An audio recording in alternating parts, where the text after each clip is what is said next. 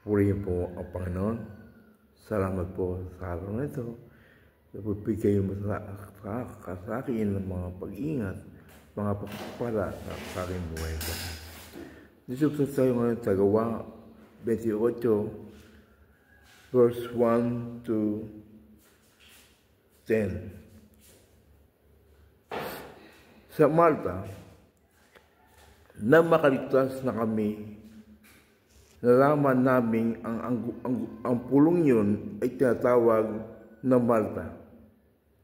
Napakabuti na ipinakita sa amin ng mga taga-roon sapagkat nang bumagsak ang ulan at naging pumuginaw,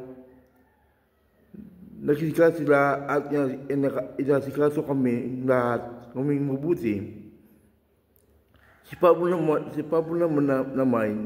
namulot ng kahoy at nang mailagay ang mga iyon sa sika, mula roon lumabas ang isang ahas dahil sa init.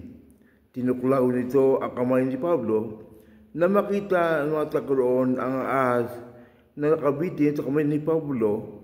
Nasabi nila sa tisa, tiyak na mamamatay tao ang taong yan. Nakaligtas nga siya sa dagat, ngunit hindi naman pinatulot ng kasakrungan na siya'y mabuhay pa. Subalit, ipinagpaglamang ni Pablo at apoy ang ahas at hindi siya naano. Hinintay nilang mamaga si Pablo o kaya biglang mabuwal at mamatay. Nang matagal na silang naghintay at wala namang masamang nangyayari sa kanya, nagbago silang palagay. Siya'y isang Diyos, sabi nila. Ang pinuno sa pulong iyon ay isang nangangalang Publio at palapit sa lugar na iyon ang kanyang lupain. Malugod niya kaming pinatuloy sa loob ng 3 araw at ang ama ni Publio ay nakataong nakaratay noon dahil sa lagnat at dysenteria. Kaya't ito'y tinalaw ni Pablo. Pagkatapos manalangin, pinatong ito ni Pablo ang kanyang kamay sa may sakit at ito'y gumaling. Dahil sa nangyaring ito, nagdatingan ang mga kasakaloon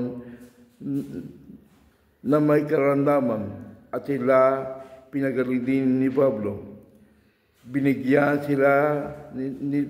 nila kami ng maraming regalo at ang palit na kami ay binigyan pa nila kami ng aming mga kailangan sa paglalakbay. Purihin po ang Panginoon. Purihin ang salita ng Diyos. Sige po. Purihin ang Panginoon.